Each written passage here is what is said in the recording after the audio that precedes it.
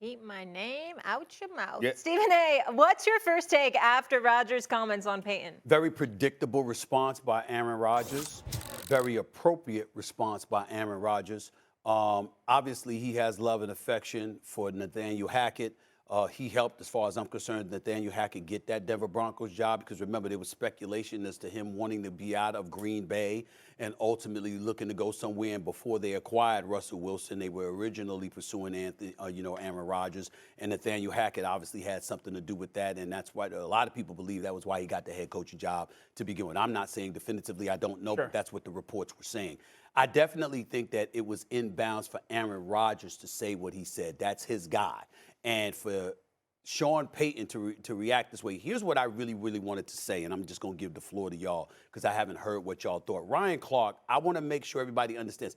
I don't disagree with what Ryan Clark said last week and what Herm Edwards said Friday of last week about Sean Payton and him saying what he said about Nathaniel Hackett. It was definitely, out of line, excessive, and you don't see that happening. The point that I was trying to make is, that's obvious, y'all. My issue is, Sean Payton has been in this league associated with the National Football League for over 4 decades. It is a code that is universally understood. In all of our years of watching, in y'all case participating, in my case covering the NFL, we have never seen a coach call out an opposing coach like that. Call out an organization like that. So what I was trying to say to Ryan Clark, that I think got the message that I think got lost to Ryan Clark and to Coach Herm Edwards was, why would he do that? Why would he go against something that is universally understood for 4 decades? There's more to this than that. And I think, could it be that Sean Payton is protecting the very culture that we were talking about, the unwritten culture that is universally understood? Could it be that Nathaniel Hackett getting the job in Denver the way that he got the job and doing the job the way that he did it and bypassing so many other qualified candidates along the way, could that in some way have played a role in Sean Payton doing what he did? Because that's Sean Payton's way of saying, this is what we need to avoid in the future if indeed we're going to uphold the tenets that has made the National Football League what it has been all of these decades. That is the conclusion that I came to, and that's what I wanted to share with the both of you before y'all respond. Me or you, Marcus? Go ahead, man. You go ahead, bro. I understand your point. We've seen coaches kind of get expedited, getting hired before as well. Sean Payton's comments were unlike anything I'd heard coach to coach in my life. And then Rodgers' response, this is my biggest takeaway. It is shocking to see how quickly he has made this his organization. We talk about quarterbacks and you say, like, you make it your team. Yeah. He's taken over the Jets and made it his organization. Yeah. And if you want to look at a situation where guys are in that locker room now going, that's our guy. Like, that's our leader. We finally have one. And when the trade was announced, there was a lot of conversation publicly about, well, what's he going to be like? Does he really want to be there? How long is he going to play? Is he just doing it because he's got the money left on his contract? Now all of a sudden it's like this guy sits down and says, keep my coach's names out your mouth, to Sean Payton, who's probably going to go to the Hall of Fame as a coach. To have that in your locker room now, if you're a New York Jet, after he takes a $35 million pay cut, there should be no more conversation about Aaron Rodgers and his character anymore. You might disagree with some of the things he says or whatnot, but as far as his leadership character, the way that he has come into New York and said, this is mine now. This is my organization. I'm going to run this show. I got Robert Saleh's back. I got Nathaniel Hackett's back. Anything that you want to say anything about a player, a teammate of mine, we're going to have words there. I think this is fascinating to see how quickly that he has stepped in and said, this is my show now. And this is a little bit different than Brady, because Brady kind of came with that, and Brady was around a team that had a lot of veterans. The same with Matthew Stafford when he went to the Los Angeles Rams. This is an organization that hasn't won in a long time. It hasn't had an identity. It hasn't had an edge since Rex Ryan wasn't there, and it's super young. They now have a fearless leader that has stepped in and has taken bullets for them, and they're going to sit there and go, that's our guy. Oh, golly, bro, that's enough. Damn it. Look, Aaron Rodgers responded great, and he did what he was supposed to do. But let's not forget that Aaron Rodgers now is in a favorable position. Okay? This dude was winning 2 MVPs with the Green Bay Packers and still flaming the organization for things that they didn't do, about what they didn't have enough of, what they didn't do to surround him. He's in a favorable position in New York. It's a love fest going on. He knows Nathaniel Hackett, and rightfully so. He had his back when Sean Payton said something disrespectful to Nathaniel Hackett. That's to be warranted. I'm agreeing with you, Dan. I like the leadership quality. I do think it's going to galvanize guys in the locker room. But let's not act like we didn't just see Aaron Rodgers try to tear a franchise to pieces before he ultimately got to the New York Jets. Everybody's good when the situation is favorable. All right, on to the other thing with Sean Payton. Listen, Sean Payton was absolutely disrespectful and wrong for what he said about Nathaniel Hackett.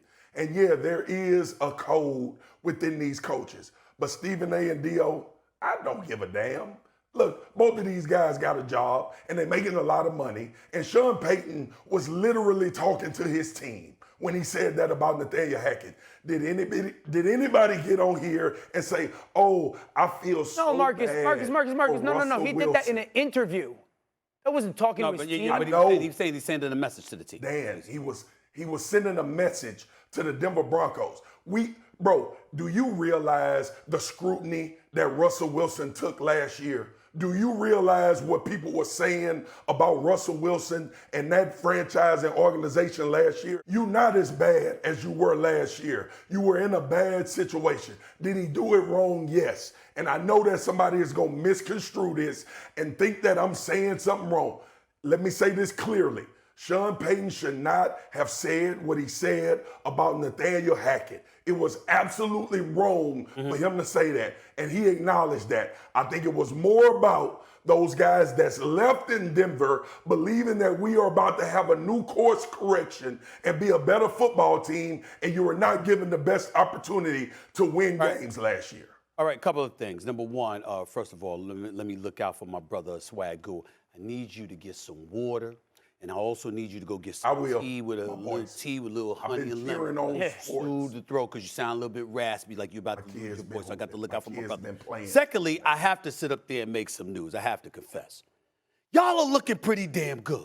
I mean, Orlovsky, with the collar down. A matter of fact, Swagu, I think you need to unbutton that top shirt. You understand what I'm saying? No, you home, you understand what I'm saying? I mean, y'all are looking pretty cool right now.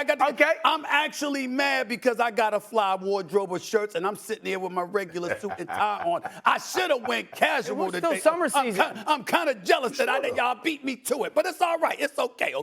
Number 3. You have been wearing tank tops on your podcast. Excuse me. Something like that. I mean, your brother lost about 22, 23 pounds. You do look good. I lost about 23 pounds. How'd you lose it? We're exercising in the whole 9. They diagnosed me as pre-diabetic. I had to. I couldn't play around with that. Good for you. Get right. Change the dynamic. I saw the photos on the beach. I saw the photos. Not that one. That is a lie. That is a lie. That's why I had to go up there with my sleeveless dress. That is a photo. I don't know what the hell that person was.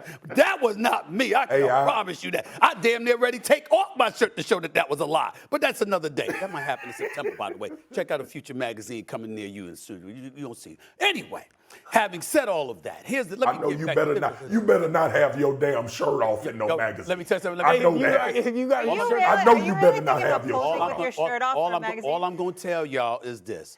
Give me another. Listen, I got a bet with somebody for big bucks. Give me another 6 weeks. I took 23 pounds. I lost 23 pounds. Can I get in on this? I'm going to pass out on national TV. You get on You are shirtless in a magazine? Yes, I'm going to tell you. Watch. Trust me. I ain't going to say no. I'm done. Wait and see. I'm done. Y'all going to be proud of me. You better not be. You're going to be proud. By the way, they want me to throw out the first pitch of the Yankees game, too. I'm going to do that, too. So that's coming, too. With the shirt on, though. It's the truth. That's going to be with the shirt on. That's going to be with the shirt on. Check this out, though. Maybe a tank top. Shirtless Stephen A. Hell no, I'll never be half naked. I don't roll like that. You know what I'm saying? Everybody don't deserve to see those gifts. Anyway, my point to y'all is this, all right? My point to y'all is this. Oh, my gosh. All right? Getting back to the subject at hand, the bottom line is this. You look at Aaron Rodgers, I give credit where credit is due. It's amazing what happiness does for you. The brother is happy in New York. What we have to give the Jets organization credit for is it is clear they have given Aaron Rodgers what Green Bay never gave him.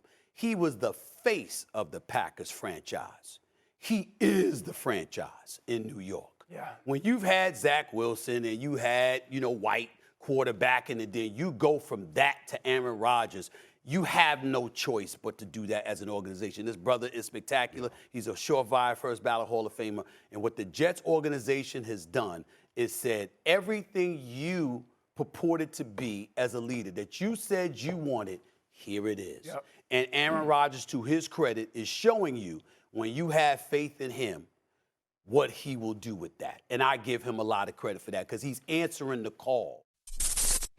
Thanks for watching ESPN on YouTube. For live streaming sports and premium content, subscribe to ESPN+.